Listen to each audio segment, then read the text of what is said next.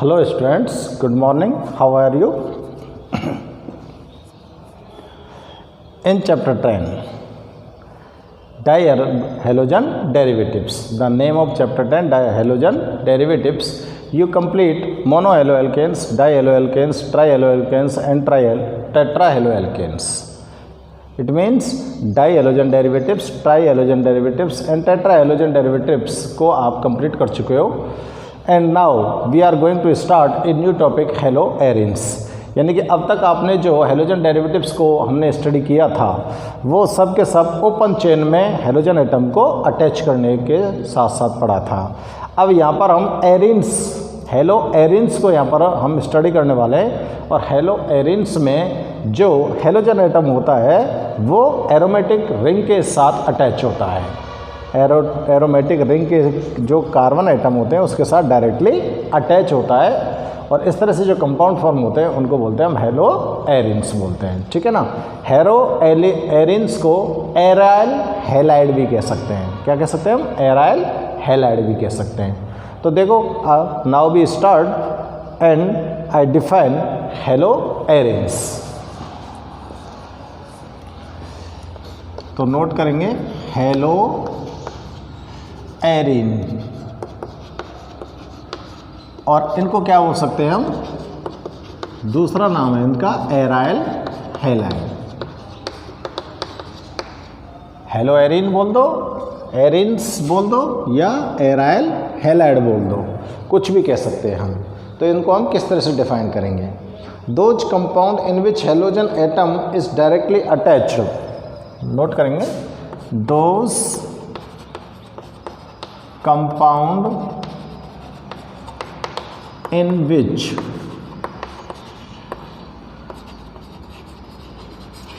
halogen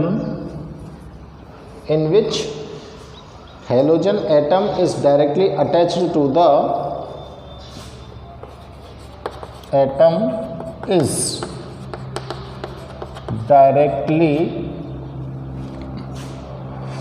directly attached to the aromatic ring. Halogen atom कहाँ पर है डायरेक्टली अटैच्ड? एरोमेटिक रिंग के साथ. ठीक है ना. और एरोमेटिक रिंग के साथ जब ये अटैच हो जाता है तो आप इसको किस तरह से रिप्रेजेंट कर सकते हैं? They are represented as aromatic ring and X. आप इस तरह से इनको आप रिप्रेजेंट कर सकते हो. ठीक है ना. AR-X. अब इसके एग्जाम्पल्स देखते हैं हम. एग्जाम्पल्स में देखते हैं कि देखो एरोमेटिक रिंग बना रहा हूँ मैं. ये एरोमेटिक रिंग हो गई. एरोमेटिक रिंग के बारे में मैंने आपको पिछले वीडियो में बताया था. एरोमेटिक रिंग कौन सी होती है? एरोमेटिक रिंग वो होती है जो जिसके अंदर 4n+2 पाई इलेक्ट्रॉन प्रेजेंट होते हैं और हक्कल रूल्स को फॉलो करती है. तो ये एरोमेटिक रिंग हो गई. इसका ये कार्बन एटम हो गया और इस कार्बन एटम के साथ मैंने ये अटैच कर दिया हेलोजन एटम. कार्बन एटम के साथ क्या अटैच कर दिया? Halogen atom. ठीक इसी प्रकार से अगर मैं दूसरा एरोमेटिक कंपाउंड यहाँ पर फॉर्म करूँ तो ये इसके साथ अगर अटैच कर दूँ मैं ब्रोमीन को. ठीक है. आप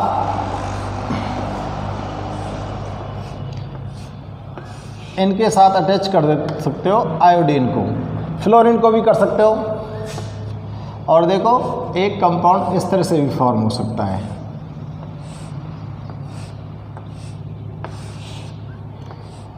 यहाँ पर मिथाइल ग्रुप लगा हुआ है और यहाँ पर मैंने लगा दिया Br. और एक हेलो एरिन किस तरह से फॉर्म हो सकते हैं?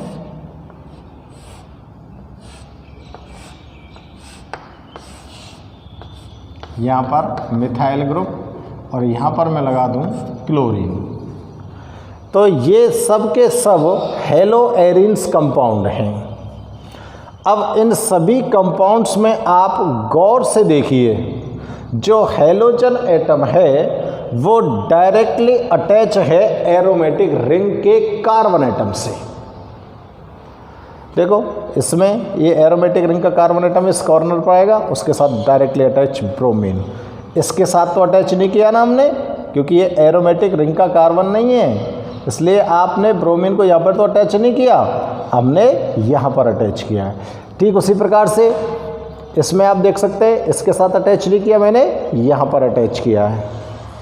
इन सब में इसी प्रकार से आप देख सकते हो, जितने भी आपने यहाँ पर हेलोजन एटम्स को यूज किया है वो सब के सब halogen atom directly aromatic ring के साथ अटैच है। ठीक है ना। अब इनको हम क्या बोल सकते हैं, इनका नोमेनक्लेचर कैसे करें हम। तो देखो आयुपैक के अकॉर्डिंग अगर नोमेनक्लेचर करें तो हम फर्स्ट ऑफ ऑल क्या करेंगे, देखो यहाँ पे नोट कर देता हूँ मैं, है ना। तो देखो अकॉर्डिंग टू आयुपैक, IUPAC के अकॉर्डिंग आप इनका नोमेनक्लेचर करेंगे। तो फर्स्ट ऑफ ऑल क्या करेंगे, haloarenes are named by adding the prefix haloarenes are named by prefix halogen. आप इसमें जब भी नोमेनक्लेचर करोगे तो हेलोजन एटम को आप प्रीफिक्स की फॉर्म में यूज़ करोगे, यानी कि पहले किसको लिखना है आपको, हेलोजन एटम को।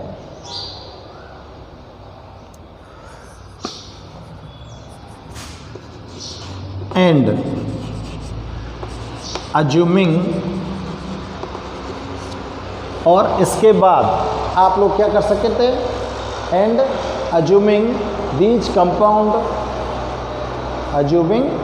Compounds as derivatives of benzene, and assuming these compounds, और इसके बाद पहले तो आपने किसको लिखना है, हेलोजन एटम को, इसके बाद किसको लिखना है, बेंजीन रिंग को। पहले किसको, हेलोजन एटम को, उसके बाद बेंजीन रिंग को। ठीक है ना। Compounds as derivatives of benzene, as derivatives of benzene. ठीक है ना। जो भी बेंजीन का डेरिवेटिव्स आपको दे रखा है उसको आप बाद में लिखोगे। सीधी सीधी बात है, इनका नोमेनक्लेचर जब भी करोगे आप तो हेलोजन एटम को प्रीफिक्स के तौर पर यूज़ करेंगे, और उसके बाद जो बेंजीन का डेरिवेटिव्स बचा है उसका नाम लिख देंगे। तो देखो इसका नोमेनक्लेचर कर रहा हूँ मैं यहाँ पर, ये हेलोजन एटम है और इस हेलोजन एटम का हमको प्रीफिक्स यूज़ करना है। तो क्लोरीन का प्रीफिक्स क्या होगा, क्लोरो, और रिंग कौन सी हो गई, बेंजीन, क्लोरो बेंजीन। इसको क्या लिखोगे आप, ब्रोमो बेंजीन। इसको क्या लिखोगे आप, आयोडो बेंजीन। ठीक है ना। ये क्या है बताओ, ध्यान हो तो, ये स्ट्रक्चर जो फॉर्म होती है, अलग से मैं आपको बता रहा हूँ, इसको क्या बोलोगे, यानी कि बेंजीन के साथ एक आर मिथाइल ग्रुप लगा हुआ है तो इसको आप क्या बोलोगे, टॉल्यूइन। इसको क्या बोलोगे आप, टॉल्यूइन। समझ में आ रही बात, क्या बोलेंगे इसको हम, टॉल्यूइन। अब देखो यहाँ पर ये जो मिथाइल ग्रुप इस पोजीशन पर लगा हुआ है, तो अगर आप कार्बन नंबर को इस रिंग के अंदर काउंट करना स्टार्ट करते हैं तो सबस्ट्रेट ग्रुप जिस कार्बन एटम पर जुड़ा है उसको आपको मिनिमम नंबर देना होता है, इसलिए आप कहाँ से स्टार्ट करेंगे काउंटिंग, इस जगह से। तो ये हो गया 1 और ये हो गया 2। तो यहाँ पर क्या लिखेंगे, 2 पर क्या लगा हुआ है, ब्रोमो, और ये रिंग कौन सी है, बेंजीन, 2 ब्रोमो बेंजीन। अब देखो इसको कैसे इसका नेम किया जाएगा। ये भी कौन सी स्ट्रक्चर है, टॉल्यून की। इस टॉल्यून स्ट्रक्चर में अगर यहाँ से 1 काउंट करें तो 2 3 4, तो ये 4 क्लोरोबेंजीन हो सकती है। और बेंजीन रिंग में 3 उसके जो कॉर्नर्स हैं उनको नेम्ड किया गया है, ऑर्थो, पैरा और मेटा। यानी कि ये वाली पोजीशन जो होती है इसको तो ऑर्थो पोजीशन बोलते हैं, और इसको पैरा पोजीशन बोलते हैं, और इसको मेटा पोजीशन बोलते हैं। समझ में आ रही बात, ऑर्थो, पैरा, मेटा। चाहे ये वाली पोजीशन जो है ये यहाँ पे आ सकती है, ये वाली जो पोजीशन है ये यहाँ पे आ सकती है, ये वाली पोजीशन है ये यहाँ पे आ सकती है। तो ऑर्थो, मेटा, पैरा ऐसे बोल सकता हूँ ना मैं। ये वाली अगर इस जगह पे चली जाए तो ऑर्थो, मेटा, पैरा, ठीक है ना।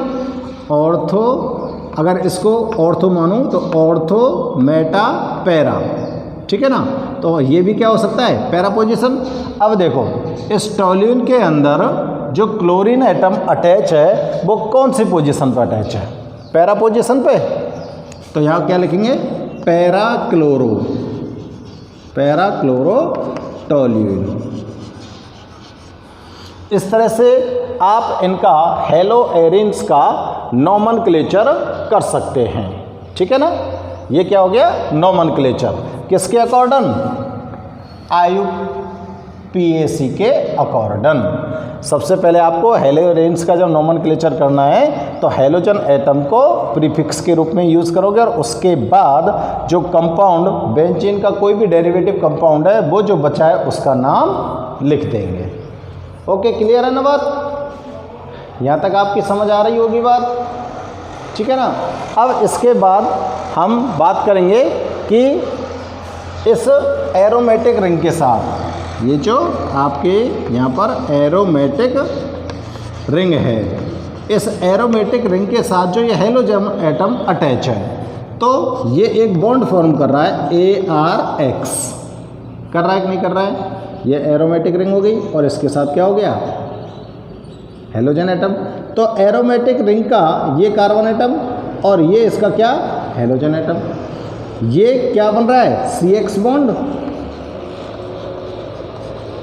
इस CX बॉन्ड की अगर आप नेचर के बारे में स्टडी करना चाहते हो तो मैंने प्रीवियस वीडियो में भी आपको एक्सप्लेन किया था कि इसकी नेचर कैसी होती है।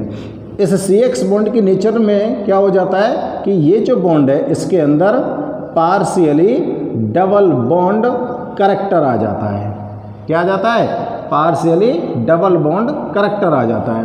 अब वो देखो कैसे आता है, जैसे ये कार्बन एटम है बेंजीन रिंग का, यहाँ पर जिस तरह से ये अटैच होते हैं, नीचे और अटैच होंगे यहाँ पर, ठीक है ना। ये अटैच होंगे, ये डबल बॉन्ड होगा, ये डबल बॉन्ड होगा और ये डबल बॉन्ड होगा। बेंजीन रिंग स्ट्रक्चर कंप्लीट हो गई। अब इस कार्बन एटम के साथ यहाँ पर अटैच है कौन, हेलोजन एटम, ठीक है ना। अब ये जो हेलोजन एटम इस कार्बन के साथ अटैच है, अब इस बॉन्ड की जो नेचर होती है, इस नेचर को हम पार्शियली डबल बॉन्ड नेचर बोल रहे हैं। अब वो क्यों बोल रहे हैं, आप लोग अच्छी तरह से जानते हो कि हेलोजन एटम की जो इलेक्ट्रोनेगेटिविटी होती है वो ज़्यादा होती है कार्बन एटम से।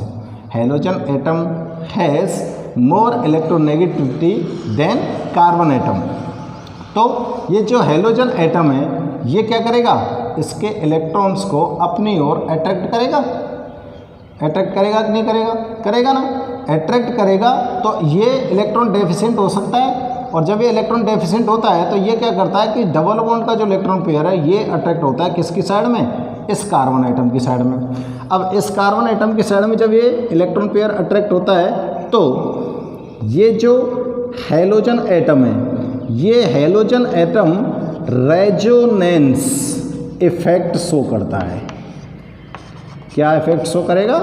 रेजोनेंट इफेक्ट शो करता है, जिसको हम बोलते हैं प्लस आर इफेक्ट बोल सकते हो आप। हेलोजन एटम क्या शो कर रहा है? Plus are effect. अब इस प्लस आर इफेक्ट के कारण क्या होता है कि ये जो डबल बॉन्ड का ये इलेक्ट्रॉन पेयर है इस कार्बन एटम के पास पहुंचा है, तो ये यहाँ पहुंच जाता है और यहाँ पहुंचकर ये जो बॉन्ड है इस जगह पर बन जाएगा, ठीक है ना। तो थोड़ी सी देर के लिए ये वाला जो बॉन्ड होता है ये डबल हो जाता है।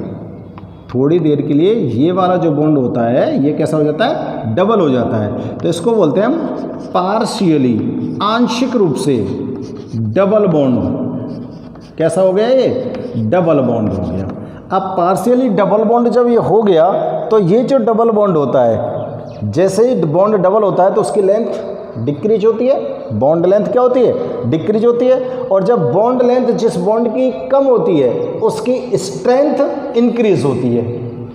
जैसे बॉन्ड लेंथ डिक्रीज हुई उसकी बॉन्ड स्ट्रेंथ इंक्रीज हो जाती है, यानी कि वो बॉन्ड और मजबूत हो जाता है। जितने पास पास एटम्स के बिटवीन बॉन्ड होगा तो वो ज़्यादा मजबूत होगा, अगर दूर दूर है तो वो उतना ही कमज़ोर होता है।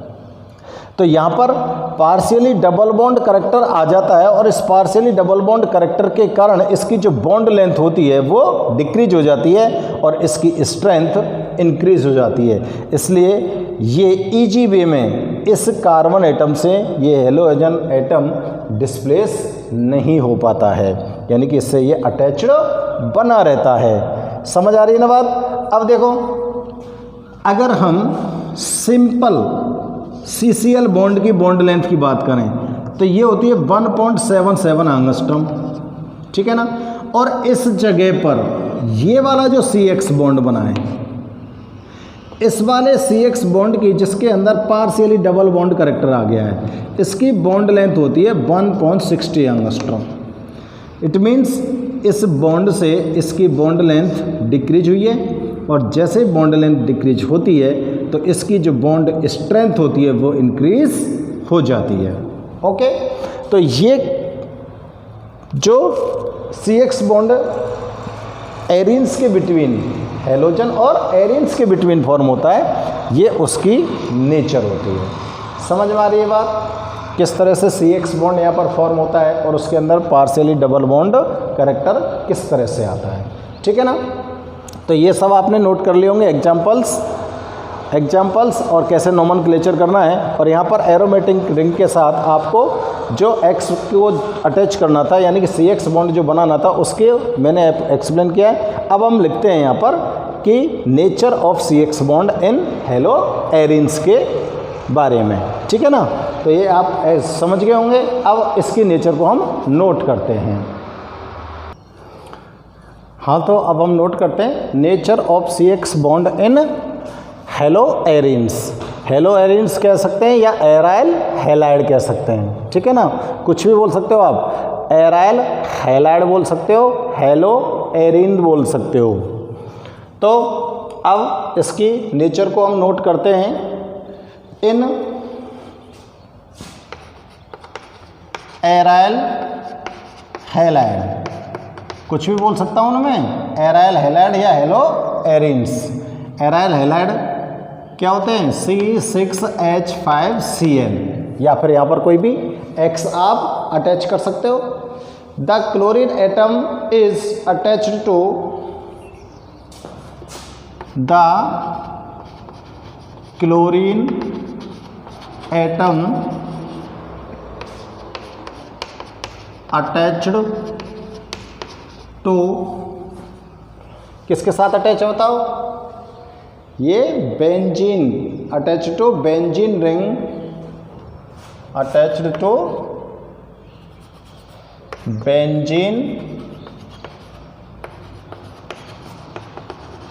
रिंग। बेंजीन रिंग के अंदर भी कैसा carbon atom? From sp2 hybridised carbon atom. Double bond वाले कार्बन एटम से अटैच होता है ना, तो डबल बॉन्ड वाला कार्बन एटम के का हाइब्रिडाइजेशन कैसा होगा? sp2, ठीक है ना। atom due to resonance effect of halogen atom,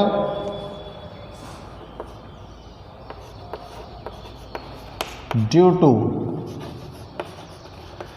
resonance effect, जिसको क्या बोलेंगे आप, plus R, resonance effect of chlorine atom.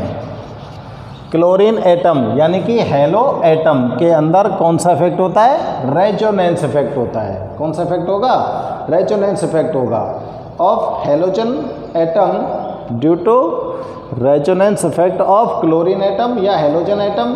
There is a partially double bond character in carbon halogen bond. There is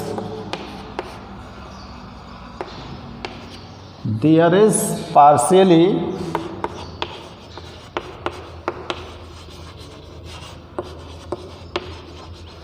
double bond character. किस किस के बीच में हो गया partially double bond character, between carbon halogen bond, between carbon halogen bond.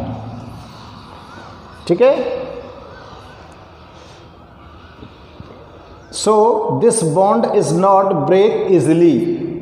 अगर partially double bond character इसके अंदर आ जाता है तो यह बॉन्ड आसानी से ब्रेक नहीं होने वाला है। Therefore this bond is not break easily. अब देखो बॉन्ड लेंथ को मैंने बताया था आपको, अगर जनरल CCl के बिटवीन आप बॉन्ड लेंथ को देखते हो, ठीक है ना, जनरल CCl के बीच आप बॉन्ड लेंथ को देखते हो। देखो मैं यहाँ पे लिख रहा हूँ बॉन्ड लेंथ इन क्लोरोबेंजीन। किसकी बॉन्ड लेंथ की बात कर रहे हैं हम, क्लोरोबेंजीन की। इज 1.60 एंगस्ट्रॉम, ठीक है ना। While CCl length is 1.77 angstrom.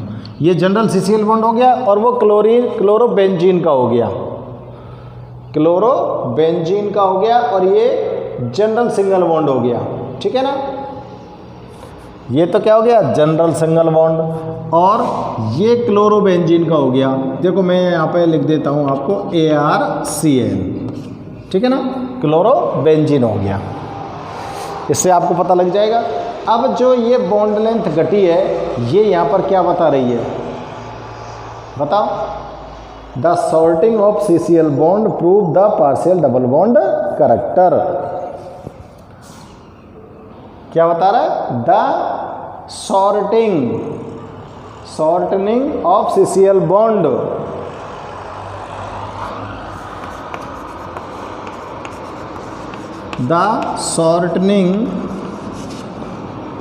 CCl bond proves the partially double bond character। ये डबल बॉन्ड कैरेक्टर को सिद्ध करती है कि इसकी बॉन्ड लेंथ घटी है, ठीक है ना। अब हम बात करते हैं भाई साहब, देखो क्लोरोबेंजीन की।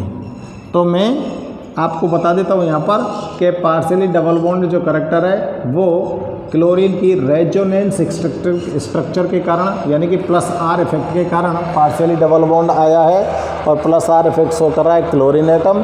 तो अब मैं क्लोरोबेंजीन का यहाँ पर एग्जांपल लेता हूँ और उसके अंदर देखते हैं कि उसकी रेजोनेंस स्ट्रक्चर किस तरह से होती है और किस तरह से वो पार्शियली डबल बॉन्ड कैरेक्टर यहाँ पर आता है।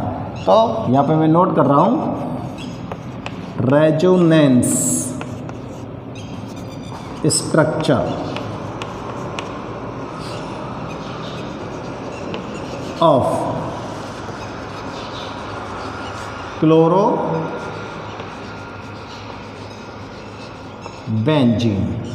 क्लोरोबेंजीन की आप यहाँ पर रेजोनेंस स्ट्रक्चर आप देख रहे हो यहाँ पर, ठीक है ना।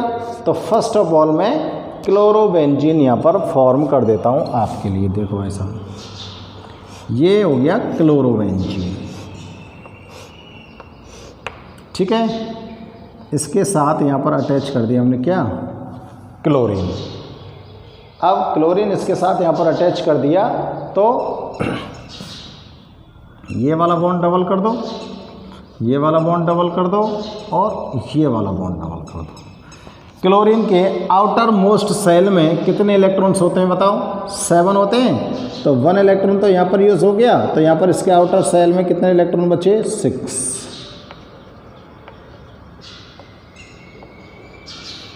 ये क्लोरीन के 6 इलेक्ट्रॉन्स हो गए। समझ में आ रही बात? ये क्लोरीन के क्या हो गए? 6 इलेक्ट्रॉन हो गए। अब क्लोरीन की यहाँ पर आप क्या देखते हैं? रेजोनेंसल स्ट्रक्चर देखते हैं। ये +R इफेक्ट शो करने वाला है। यहाँ पर क्या शो करने वाला है? +R इफेक्ट शो करने वाला है। तो +R इफेक्ट में जो क्लोरीन होगा वो अपने इलेक्ट्रॉन्स को कार्बन की तरफ क्या करेगा? डोनेट करने लगता है। देखो ये जो इलेक्ट्रॉन पेयर है, ये इलेक्ट्रॉन पेयर यहाँ जाता है। अगर इसके पास इलेक्ट्रॉन पेयर जाता है तो इस वाले कार्बन पर इलेक्ट्रॉन डेंसिटी बढ़ती है, तो इसका ये जो इलेक्ट्रॉन पेयर है, इस डबल बॉन्ड वाला जो इलेक्ट्रॉन पेयर है वो कहाँ पर चला जाएगा बताओ? इस वाले कार्बन पर। ये डबल बॉन्ड कहाँ गया? इस वाले कार्बन पर। तो देखो अगले स्ट्रक्चर में क्या होगा?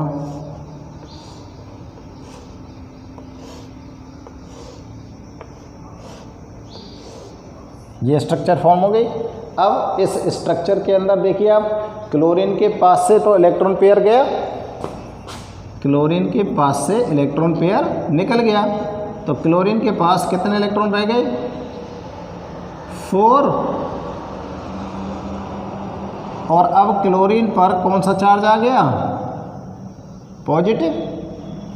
भाई क्लोरीन के पास इलेक्ट्रॉन अगर घट गए तो इस पर कौन सा चार्ज आ गया? पॉजिटिव। और ये इलेक्ट्रॉन कहाँ पहुँचा था? यहाँ पर। ये बॉन्ड कैसा हो गया? डबल हो गया। ये बॉन्ड कैसा हो गया यहाँ पर? डबल। अब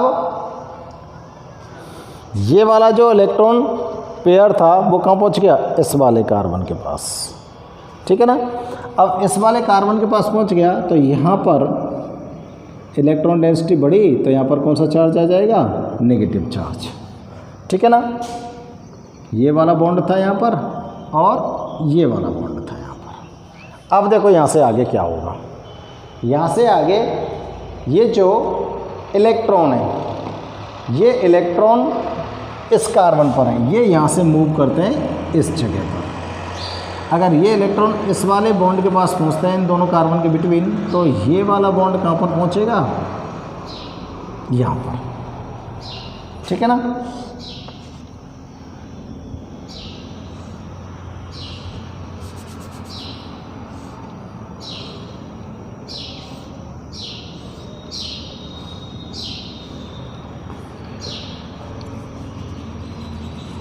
ये यहाँ पर आपको डबल बॉन्ड लगाना है, क्लोरीन एटम, 4 इलेक्ट्रॉन और यहाँ पे पॉजिटिव साइन, ठीक है।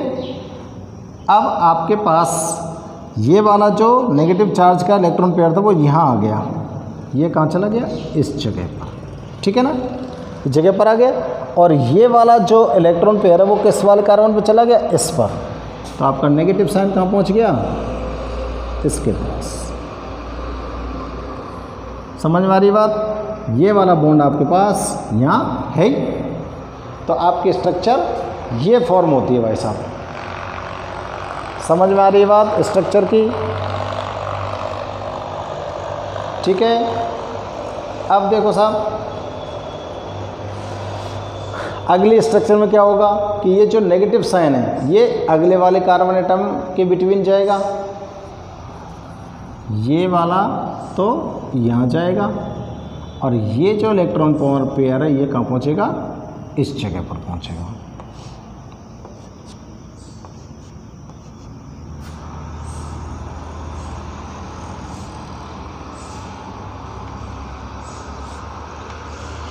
अब आपके पास जो बॉन्ड फॉर्म होगा, एक बॉन्ड तो ये यहाँ पर बनी रहा है, ये वाला जो नेगेटिव साइन है वो इस जगह पर गया, तो यहाँ पर बॉन्ड फॉर्म हो गया, ठीक है ना। और ये वाला जो बॉन्ड पेयर का जो इलेक्ट्रॉन है वो इस वाले कार्बन पर चला गया, तो नेगेटिव साइन इस पोजीशन पर आ जाएगा। यहाँ पर कोई डबल बॉन्ड, क्लोरीन, इसके 4 इलेक्ट्रॉन, और यहाँ पर इसका साइन चल रहा है पॉजिटिव साइन।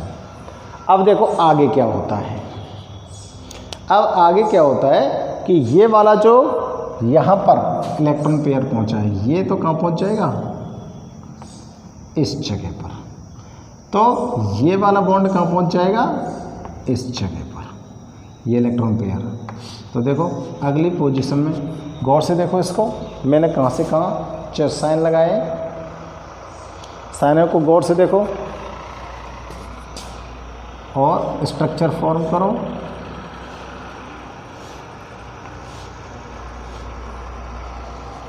इस स्ट्रक्चर में देखो ये डबल बॉन्ड हो गया, ये डबल बॉन्ड हो गया। अब ये वाला इलेक्ट्रॉन पेयर या जगह पे आ गो तो ये डबल बॉन्ड है वो, ठीक है ना। और ये डबल बॉन्ड का जो इलेक्ट्रॉन पेयर है ये वापस किसके पास चला गया? क्लोरीन के पास। क्लोरीन पे थे पॉजिटिव साइन हट जाएगा, ठीक है ना। तो आपको यहाँ पर ये क्लोरोबेंजीन थी, इस रेजोनेंस स्ट्रक्चर के द्वारा क्लोरीन ने अपनी बॉन्ड जो थे, बॉन्डों की जो पोजीशन थी वो चेंज कर ली, बॉन्ड पोजीशन चेंज हुई है और ये जो कहते हो उसी जगह पर पहुंच गया। तो अब देखो यहाँ पर ये डबल बॉन्ड करेक्टर, यहाँ पर डबल बॉन्ड, यहाँ पर डबल बॉन्ड। तो इस तरह से ये क्लोरीन एटम जो है बेंजीन रिंग के साथ रेजोनेंस स्ट्रक्चर शो करता है। तो उस रेजोनेंस स्ट्रक्चर में ये partially double bond character show करता है, और जब ये पार्शियली डबल बॉन्ड करेक्टर इसके बिटवीन आ जाता है तो क्लोरीन और कार्बन एटम के बिटवीन जो ये बॉन्ड बना हुआ है, इस बॉन्ड की जो लेंथ होती है वो डिक्रीज हो जाती है, और जिससे इसकी स्ट्रेंथ इंक्रीज हो जाती है, ठीक है ना। अब जैसे ही बॉन्ड लेंथ डिक्रीज हुई है तो इससे पता चल रहा है कि इसके अंदर पार्शियली डबल बॉन्ड करेक्टर उत्पन्न हुआ है। तो ये हो गई बेटा हमारे पास क्लोरोबेंजीन की रेजोनेंस स्ट्रक्चर, ठीक है ना। आप इनको नोट करो, बनाइए सारी रेजोनेंस स्ट्रक्चर्स को, और ध्यान से बनानी है, गौर से ध्यान रखना है कि इलेक्ट्रॉन कहाँ से कहाँ शिफ्ट हो रहा है, इस चीज़ का ध्यान रखेंगे हम विशेष तौर से, ठीक है ना। अब हम बात करते हैं methods of preparation of hello arenes.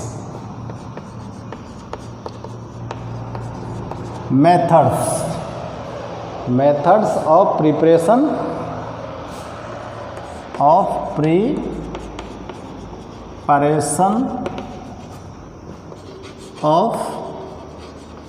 Hello arenes या एरिल हैलाइड्स, कुछ भी कह सकते हो, ठीक है ना। इसमें सबसे पहला जो मेथड है जिसको हम यूज करने वाले हैं वो है बाई हेलोजनेशन। किसके द्वारा कर रहे हैं हम? By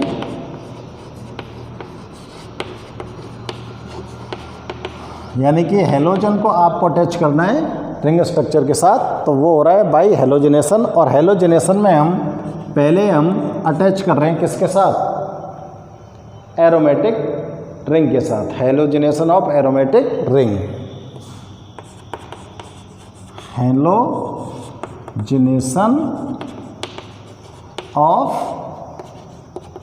aromatic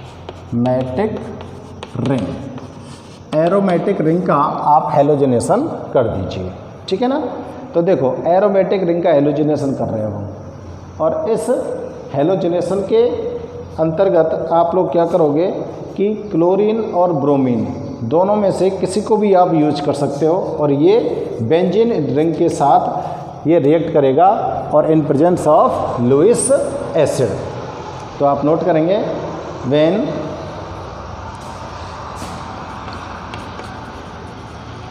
chlorine and bromine react with, when chlorine and bromine react with benzene in the presence of, react with benzene in the presence of Lewis acid,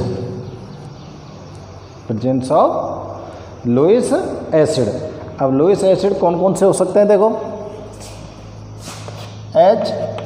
HSbCl5, AlCl3, FeCl3, कोई सा भी Lewis acid ले सकते हो आप, ठीक है ना।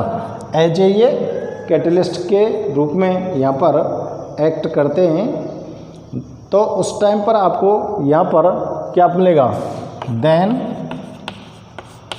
Form chlorobenzene and bromobenzene. या तो आपको क्लोरीन से जब रिएक्ट करेगा तो क्लोरोबेंजीन मिल जाएगी, और ब्रोमीन से रिएक्ट करेगा तो ब्रोमोबेंजीन मिल जाएगी। अब ये जो रिएक्शन होती है इनकी, ये कौन सी रिएक्शन होती है, बाई इलेक्ट्रोफिलिक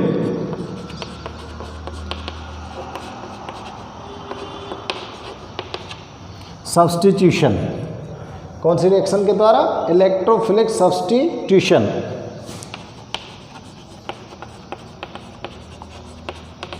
रिएक्शन,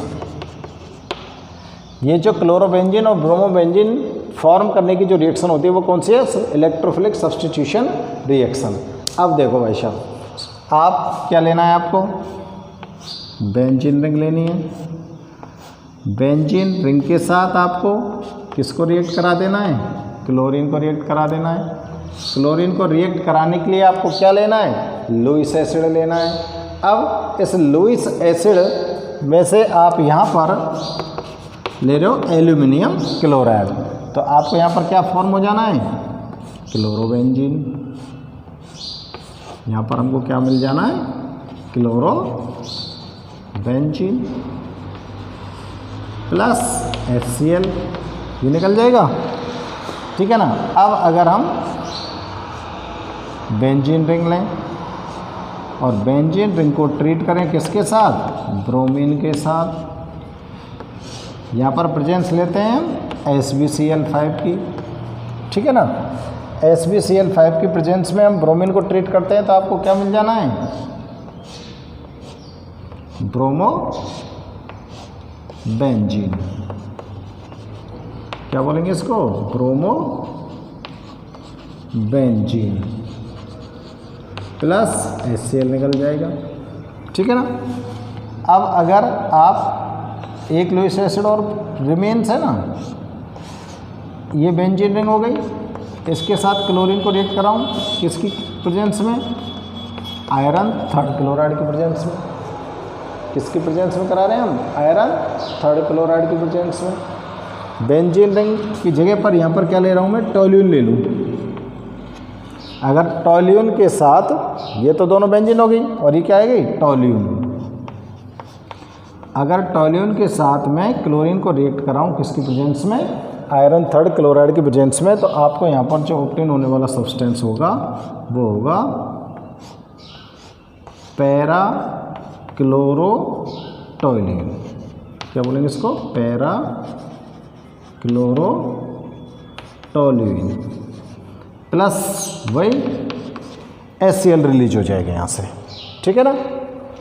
तो ये आप जो हेलोजिनेशन रिएक्शन देख रहे हो एरोमेटिक रिंग की, इस एरोमेटिक रिंग की जो हेलोजिनेशन रिएक्शन है, इस रिएक्शन में आप लुईस एसिड की प्रेजेंस में एरोमेटिक रिंग को ट्रीट कर रहे हो किसके साथ, हेलोजन के साथ। आगे बात समझ में। और इस बात को आपको ध्यान में अच्छी तरह से हो गई कि क्लोरीन एटम यानी कि जो भी हेलोजन एटम है वो अटैच डायरेक्ट किससे कराना है, एरोमेटिक रिंग से कराना है। तो अगर आप यहाँ टोल्यूइन को यूज करने वाले हो तो आप कोई सी पोजीशन पे, जैसे यहाँ पर कौन सी पोजीशन पे आपने ऑर्थो यानी कि पैरा पोजीशन पर आपने क्लोरीन को एटम को अटैच कराया है। और अगर इसी प्रकार से ये एटम देखो, यहाँ मैं इसका एक दूसरा और बना देता हूँ। अगर ये क्लोरीन एटम, ये टोल्यूइन हो गया, इसमें तो क्लोरीन एटम कहाँ पर अटैच है, पैरा पोजीशन पे। अगर क्लोरीन एटम को इस वाली पोजीशन पर टच कर देते हैं तो इसको क्या बोलते हैं बताओ, इसको बोलते हैं ऑर्थो क्लोरोटोल्यूइन। क्या बोलेंगे इसको, ऑर्थो क्लोरोटोल्यूइन, ठीक है ना। अब ये आपके पास जो रिएक्शन है वो आगे भाई साहब इलेक्ट्रोफिलिक सब्स्टिट्यूशन रिएक्शन किसकी, बेंजीन रिंग के साथ हेलोजन एटम की। तो हेलोजिनेशन ऑफ एरोमेटिक रिंग, ये एरोमेटिक रिंग हो गई तीनों की तीनों, और इन तीनों एरोमेटिक रिंगों का आपने क्या कराया है, हेलोजिनेशन कराया है। हेलोजिनेशन का मतलब हेलोजन की प्रेजेंस में इनके रिएक्ट कराया है। और यहाँ पर यूज किसको किया है आपने, लुईस एसिड को as a catalyst. As a catalyst किसको यूज़ किया हमने, ये सब के सब कौन है, लुईस एसिड हैं। तो लुईस एसिड की प्रेजेंस में हेलोजन एटम के साथ एरोमेटिक रिंग रिएक्ट करके क्या फॉर्म करेगी, हेलो एरिन्स फॉर्म करती है। तो आप इन रिएक्शंस को नोट कीजिए। इसके बाद नेक्स्ट रिएक्शन देखते हैं हम, ठीक है ना। करिए नोट फटाफट से और नेक्स्ट रिएक्शन नोट करते हैं। फिर बेंजीन रिंग का क्लोरीनेशन किस प्रकार से होता है, इसकी मैकेनिज्म को देखें हम। आपने बेंजीन रिंग का क्या किया है, क्लोरीनेशन किया है। और बेंजीन रिंग का जो क्लोरीनेशन हुआ है उसकी मैकेनिज्म किस प्रकार से होती है, कैसे क्लोरीनेशन होता है। तो यहाँ पर मैं हेडिंग डाल रहा हूँ, mechanism of chlorination of benzene ring. Mechanism देख रहे हो आप बेंजीन रिंग के क्लोरीनेशन की। अब देखो ये कौन सी रिएक्शन है, वैसे मैंने अभी आपको बताई थी, यहाँ पे लिख देता हूँ मैं फिर से। It is a electrophilic substitution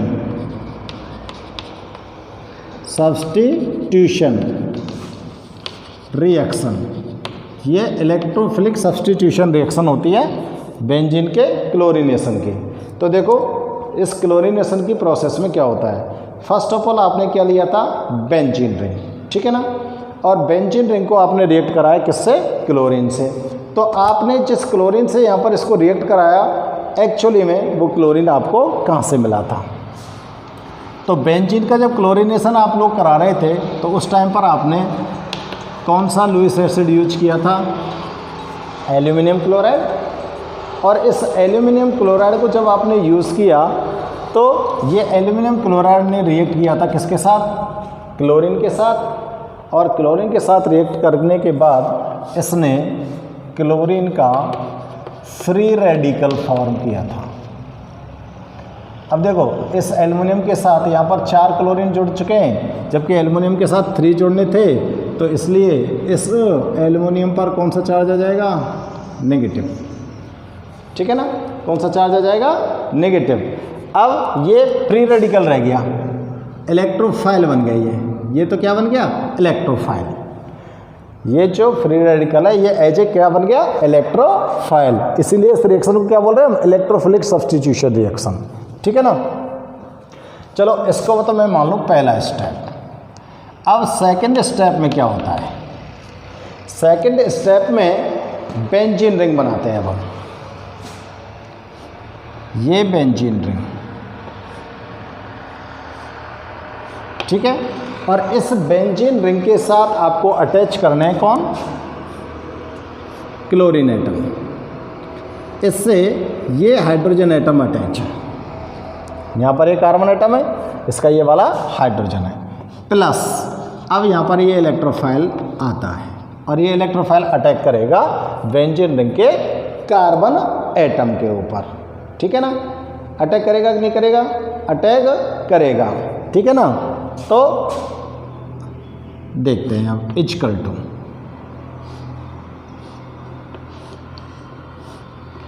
ये साहब आपकी बेंजीन रिंग आ गई। ठीक है ना, और ये आपका डबल बॉन्ड, ये डबल बॉन्ड, ये डबल बॉन्ड, तो भाई साहब यहाँ पे आपका क्या जुड़ा होता, हाइड्रोजन एटम। अब इसी कार्बन एटम के ऊपर अटैक कर दिया किसने, इलेक्ट्रोफाइल ने। ठीक है ना, बेंजीन रिंग के कार्बन एटम के पास अटैक कर दिया किसने, इलेक्ट्रोफाइल ने। अगर यहाँ पर इलेक्ट्रोफाइल अटैक कर देता है तो क्या होगा बताओ। यहाँ पर जब इलेक्ट्रोफाइल अटैक कर रहा है भाई साहब, तो आपका जो डबल बॉन्ड था, कौन सा वाला, हमारे पास जो डबल बॉन्ड था, देखो इस डबल बॉन्ड को मैं यहाँ पर थोड़ा सा चेंज करता हूँ, ज़्यादा तुम्हारी समझ में आ जाए ठीक प्रकार से। डबल बॉन्ड को मैं ठीक प्रकार से आपको इस साइड से बनाता हूँ, जिससे हमको पता चल जाए कि किस साइड से इलेक्ट्रॉन जा रहा है, कहाँ से इलेक्ट्रॉन आ रहा है। ठीक है ना, ये यहाँ पे बना रहा हूँ मैं, एक यहाँ पे बना रहा हूँ, एक यहाँ पे बना रहा हूँ। ओके भाई साहब, अब देखते हैं हम। अब आपके इलेक्ट्रोफाइल ने अटैक किया है भाई साहब। अब ये जो इलेक्ट्रोफाइल ने अटैक किया है, ये इलेक्ट्रोफाइल अटैक करने के कारण आपके पास जो ये वाला बॉन्ड था, ये डबल बॉन्ड था, ये कार्बन अब तुरंत ही जैसे ही इस पर इलेक्ट्रोफाइल अटैक करेगा, इलेक्ट्रॉन डेफिशिएंट हो जाएगा, और इलेक्ट्रॉन डेफिशिएंट होगा तो ये वाला बॉन्ड जो है वो कहाँ पर खिसक जाएगा, इस वाले कार्बन के पास। कहाँ पर खिसक जाएगा, इस वाले कार्बन के पास। और अब ये जो पॉजिटिव साइन है ये कैसे किसके पास आ जाएगा, इस वाले कार्बन के पास। समझ में आ रही बात।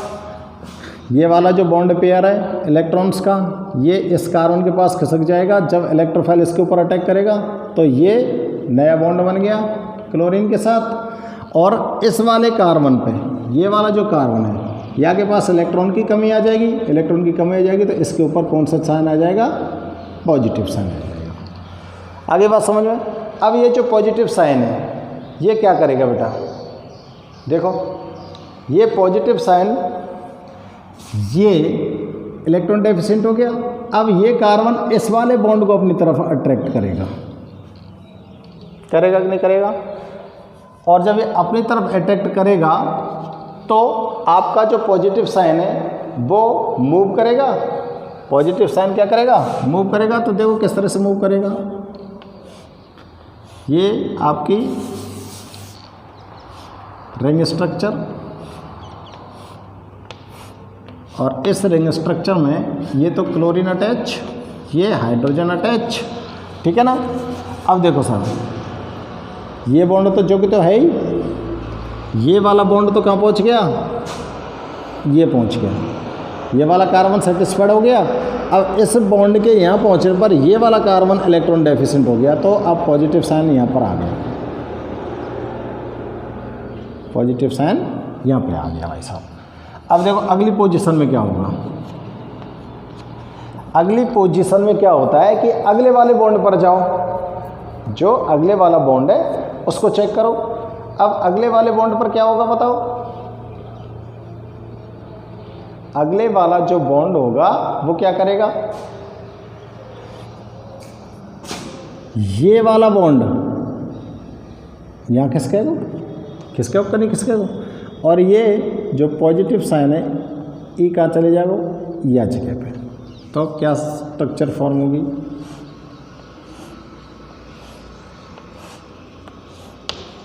ये वाला बॉन्ड ये आ गया खिसक कर, ये यहाँ पर था ही, और यहाँ पर कौन सा साइन आ गया, पॉजिटिव साइन, और ये क्लोरीन एटम इसके साथ, और ये हाइड्रोजन एटम।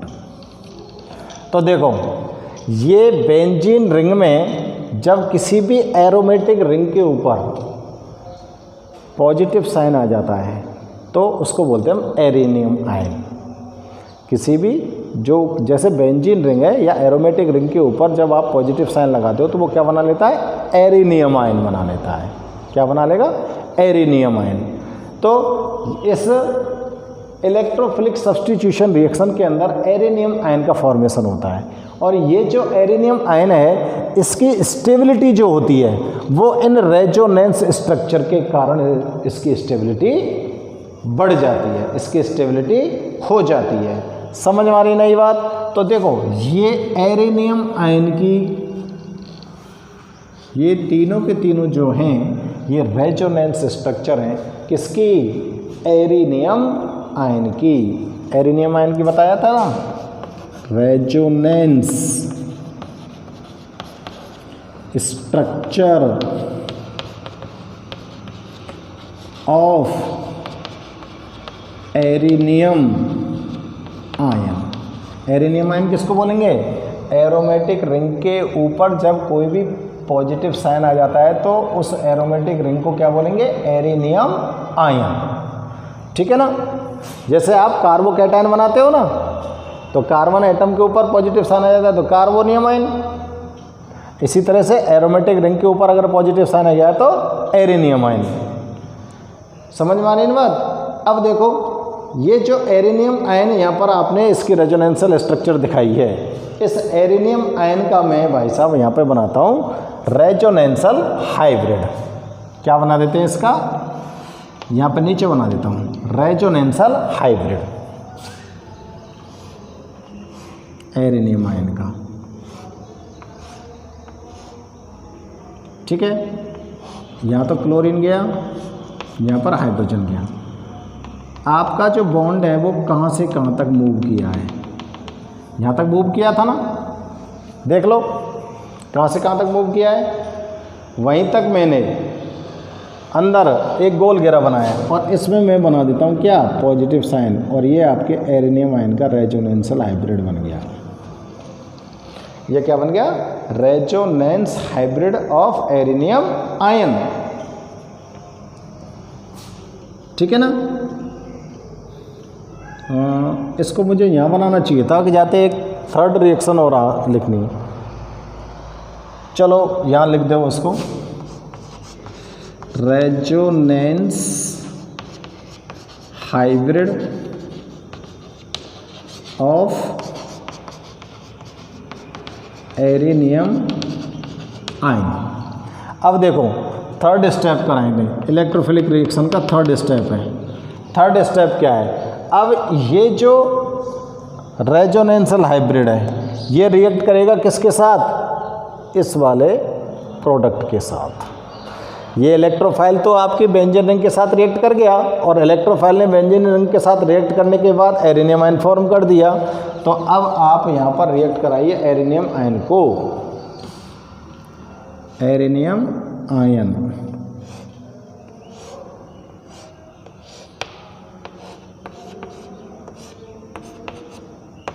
ये एरेनियम आयन हो गया,